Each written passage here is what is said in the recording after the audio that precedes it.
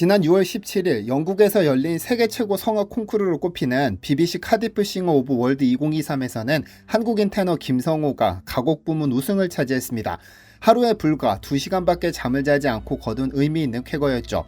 영국 BBC가 생중계하는 이 대회는 2년마다 열리는데 그간 한국인 우승자는 1999년 바리톤 노대선, 2015년 베이스 박종민, 2021년 바리톤 김기훈 3명에 불과했는데 김성호가 우승을 차지하며 네 번째 주인공이 됐는데요. 그런데 그가 우승보다 더 주목받았던 것은 옷차림입니다. 그는 턱시도가 아니라 굉장히 한국적인 옷을 선택했는데 다름 아닌 두루마기 한복이었습니다. 꽤 흥미로운 복장 선택인데 이는 단순히 주목을 끌기 위한 목적이 컸습니다. 그는 본선에 중국 성악가 2명이 올라와 중국인들이 많이 볼 것 같아서 한복을 입었다며 순전히 13억 중국인들의 시선이 자신의 옷에 쏠리기를 바라는 마음으로 한복 두루마기를 선택했습니다. 아마도 그는 중국의 한복 공격 논란을 의식해 한복은 한국의 전통 의상이라는 점을 알리고 싶었던 것으로 보입니다. 정부가 하지 못하는 일을 해주신 김성호 테너님의 용기에 박수를 보냅니다. 한복 공정으로 대표되는 중국의 문화 공정, 생각만 해도 골치 아픈 일입니다. 전 세계에서 가장 많은 짝퉁을 만드는 나라에서 한복을 두고 중국 전통의상 짝퉁이라고 우겨대니 여간 자존심 상하는 일이 아닌데요. 인터넷에서나 통용되던 이 주장은 베이징 동계올림픽 개막식에서 활용점정을 찍었는데 소수민족 대표 자격으로 참가한 한 여성이 한복을 입고 댕기머리를 한 상태로 오성홍기를 전달하는 퍼포먼스를 펼치면서 수면 위로 떠올랐습니다. 그런데 이제 논란도 끝날 것으로 보입니다. 이미 1400년대에 한복이 명나라 정부가 골치를 썩을 정도로 심각하게 유행했었다는 기록이 등장했기 때문입니다. 그간 한국을 조롱하던 중국이 꿀먹은 벙어리에 놓이게 됐는데요. 안녕하세요, 디스멘터리입니다. 지난 2015년 7월 중순 시진핑은 길림성에 대한 시찰과 조사 연구를 진행했는데 그 첫 지역으로 선택한 곳은 연변이었습니다. 길림성에는 연변 조선족 자치주가 자리하고 있는데 연변은 중국 내 유일한 조선족 자치주이자 최대 조선족 집거 지역입니다. 한국 전체 면적보다 큰 길림성을 시찰하면서 그 첫 시찰지로 연변 조선족 자치주를 선택했다는 것은 꽤 의미 있다고 받아들여졌는지 시진핑 역시 평소 길림성에 가면 꼭 연변에 가보고 싶다고 이야기해왔습니다. 그런데 시진핑이 연변을 방문하면서 조선족과 찍은 사진 속에는 연두색 한복을 입은 여성이 등장하거나 알록달록 색동저고리를 입은 아이가 등장하는데 어쩌면 이때부터 한복 공정이 시작됐는지도 모르겠습니다. 중국 소수민족 중 한복을 입는 이들이 있으니 당연히 한복은 중국의 전통옷이라는 기이한 계산과 함께 말이죠. 그렇다면 한복은 진짜 중국 전통옷이 맞을까요? 이에 대한 학술대회가 얼마 전 서울에서 비공개로 열렸습니다.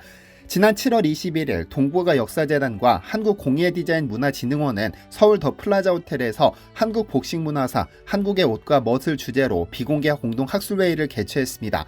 그간 한국의 복식 문화가 중국에서 기원했다는 주장이 중국 온라인을 통해 확산되면서 양국 간 갈등 요인 중 하나가 되었는데 이런 논란을 불식시키기 위해 학술적으로 이를 접근해보자는 취지였을 겁니다. 그런데 이날 구도영 동북아 역사재단 연구위원은 명나라의 조선 드레스 열풍과 조선 전기 여성 한복을 주제로 한 연구 결과를 발표했는데 이 연구를 통해 지금으로부터 600년 전 조선의 옷이 명나라 부유층의 패션을 휩쓸었음을 밝혔습니다. 그리고 그 증거로 말총으로 만든 속치마 마미군을 들었죠.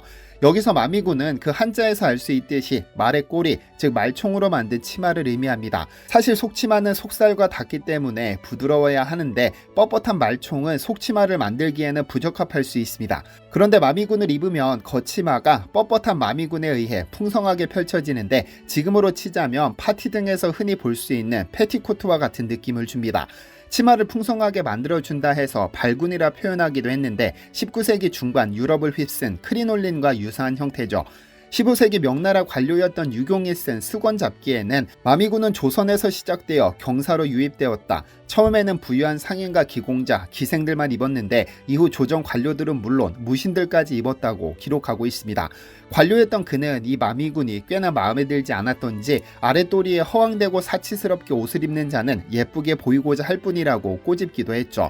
그런데 한국으로 치자면 부유층이 거주하는 서울 강남과 같은 명나라 초기 도읍인 남경에서 부유층과 기공자들 사이에서 유행을 시작해 점차 확산되더니 심지어 조정 관료들은 물론 병사들까지 마미군을 입기 시작했습니다. 결국 명나라 9대 황제 홍치제에 이르러 조정에서 마미군 착용을 금지시키기에 이르죠. 그 이유가 재미있는데 말꼬리로 만든 치마다 보니 관청에서 키우는 말을 타겟으로 꼬리를 잘라가는 사대부가 많아지면서 군마 손실이 이만저만이 아니었기 때문입니다. 한복이 중국 전통복장이라는 일부 중국 누리꾼들의 주장을 정면으로 반박하는 결과인 셈이죠. 도시에서는 마미군을 직접 직조해 판매하는 상인들도 생겨날 만큼 패션 코드로 자리매김한 것으로 나타났는데, 구 연구위원은 명의 강남 지역은 중국의 패션과 유행을 선도하는 지역이었고 그중 으뜸은 소주였다고 설명했는데, 실제 마미군을 기록한 사료의 필자들은 전부 소주 인근 강남 지역에 거주하던 이들로 명나라 중심지에서 실제 마미군이 유행했음을 단번에 알 수 있죠. 그렇다면 위 기록만으로 한복이 조선옷이라는 증거가 될까요? 여기에 추가 증거가 하나 더 있습니다. 15세기 우리 조상들이 입었던 치마를 짐작할 수 있는 그림 자료는 많지 않지만 16세기 유물을 통해 추정할 수 있습니다. 당시 입던 치마들은 볼륨감 있는 형태로 길이가 길고 방사형으로 길게 넓어지는 형태를 띠고 있습니다. 그래서 옷을 입었을 때 하단을 풍성하게 하고 전체적으로 우아한 분위기를 풍기는 특징이 있죠. 하지만 16세기 중국 사대부 가정의 일반적인 복장은 볼륨감이 없는 형태로 슬림했습니다. 16세기 명나라 화가 구영이 한나라 궁중 여인들을 그린 한궁 추녀도를 보면 그 모습을 확인할 수 있죠.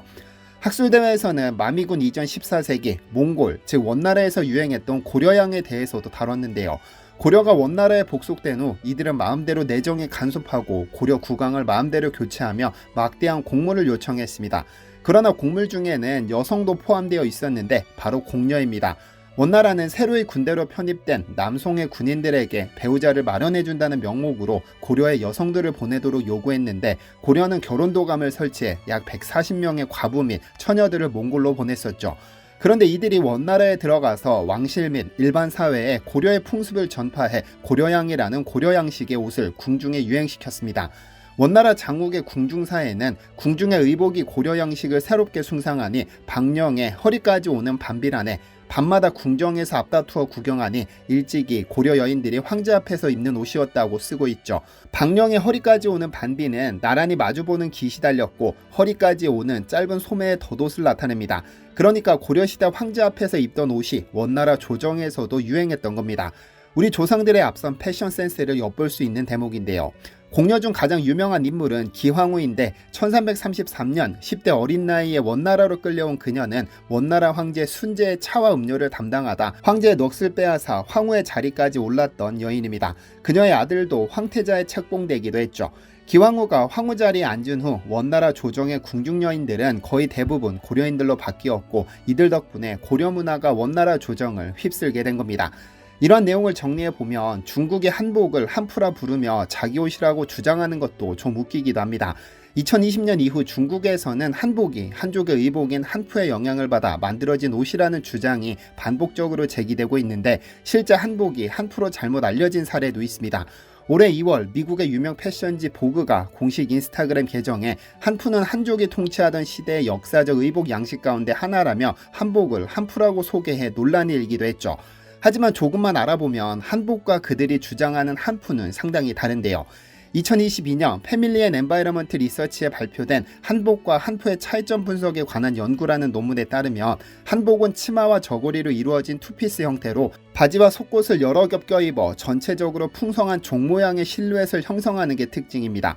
반면 한푸는 레버라운드 형식의 원피스 형태로 슬림한 실루엣을 형성, 옷 한두 벌을 둘러 착용하는 형식이 많아 일자 형태의 몸의 곡선이 드러납니다. 바로 이런 일자 형태와 다른 우리의 고려, 조선시대 한복에 그들이 매료되었던 것이죠. 옷의 형태가 다르다 보니 패턴 제도법과 봉제 제작법도 다릅니다. 한복에는 고름이 많이 들어가 고도의 재봉 기술이 필요하지만 한푸의 경우에는 고름이 없이 옷 자체를 둘러서 매는 보자기 형태입니다. 심지어 사용하는 원단에도 우리 한복이 명주, 실크, 말총을 활용했던 것과 달리 한푸는 천이 얇고 흘러내리는 원단을 사용했습니다. 어쩌면 우리의 한복이 그들에게 건너가며 지금의 한복 공정에 대한 빌미를 제공한 것인지도 모르지만, 적어도 현대의 문명인이라면 문화가 일방적으로 주는 것이 아니라 상호 교류한다는 것 정도는 아는 것이 맞을 겁니다.